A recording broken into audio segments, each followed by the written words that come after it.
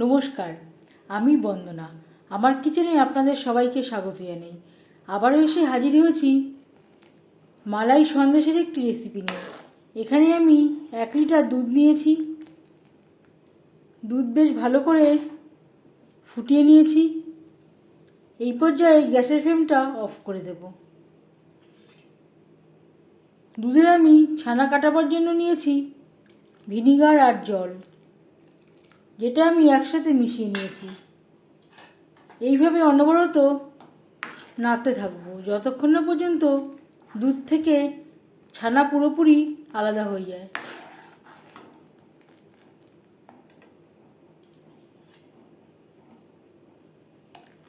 আপনারা চাইলে টক দই দিয়ে বা পাতিলেবুর রস দিয়েও ছানা কাটাতে পারেন।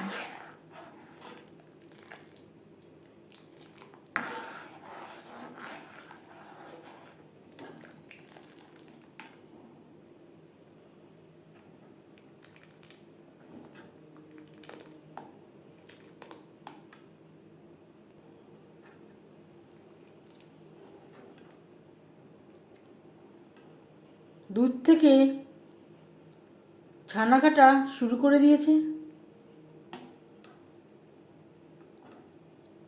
এই পর্যায়ে একটা ছাঁকনির সাহায্যে ছেঁকে নেব। ছানা আমি ছাঁকনির সাহায্যে ছেঁকে নিয়েছি। তারপর আমি জল দিয়ে বেশ ভালো করে ধুয়ে নিয়েছি। ছানা তৈরি করে নেওয়ার পর কড়াই আমি ধুয়ে নিয়েছিলাম। আর দিয়ে দেব 250 ml দুধ। দুধ আমি জাল দিয়ে ঘন করে নিয়েছিলাম। সন্দেশে সুন্দর একটা ফ্লেভারের জন্য দিয়ে দেবো এলাচের গুঁড়ো।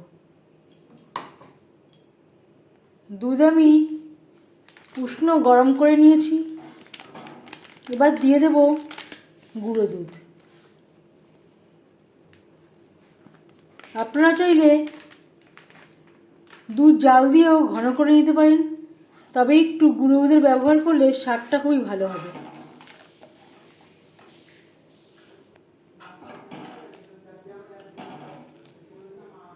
মালাই তৈরি হয়ে গেছে। এই পর্যায়ে ছানা আমি মেখে নেব। এখনো অল্প গরম রয়েছে।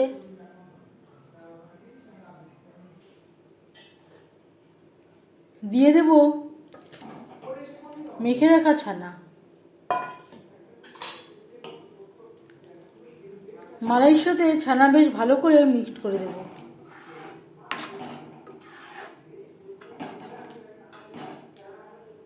জাল দিয়ে দিয়ে লো টু মিডিয়াম ফ্লেমে ড্রাই করে নেব।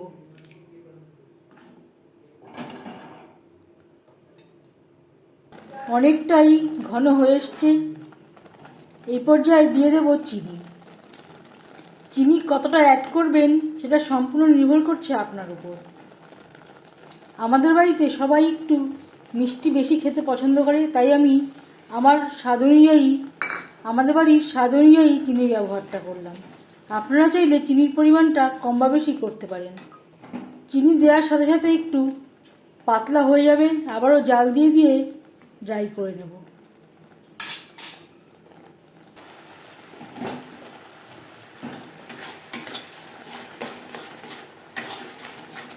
কখনোই হাই ফ্লেমে রান্নাটা করবেন না, তলা লাগবার সম্ভাবনা থাকতে পারে।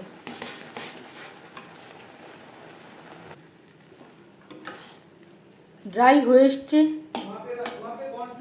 এই পর্যায়ে গ্যাসের ফ্লেমটা অফ করে দেব। একটা থালায় আমি ঘি লাগিয়ে নিয়েছি।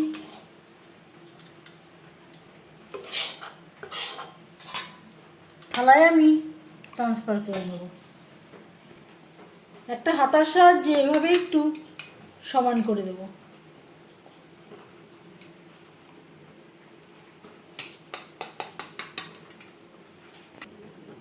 আধ ঘন্টার জন্য নর্মাল ফ্রিজে রেখে দেব।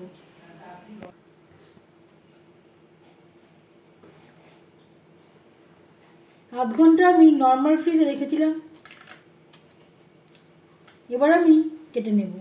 আমি এখানে চৌকো শেপে কাটছি।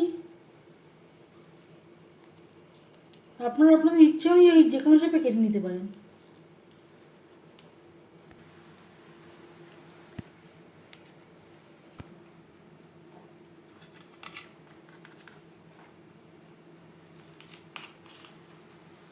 মালাই সন্দেশ খুবই নরম তুলতুলে হয়েছে।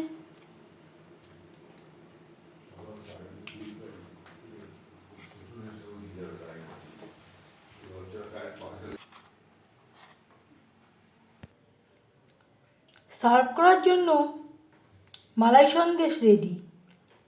খুব কম উপকরণ দিয়ে এই মালাই সন্দেশের রেসিপিটি কেমন লাগলো অবশ্যই জানাবেন কমেন্টের মাধ্যমে।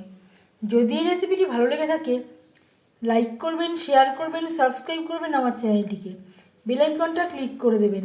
যখন আমি নতুন ভিডিও আপলোড দেব তার নোটিফিকেশান সবার আগে আপনার কাছে পৌঁছে যাবে। আপনারা সবাই অনেক অনেক ভালো থাকবেন। এই ভিডিওটি দেখার জন্য ধন্যবাদ।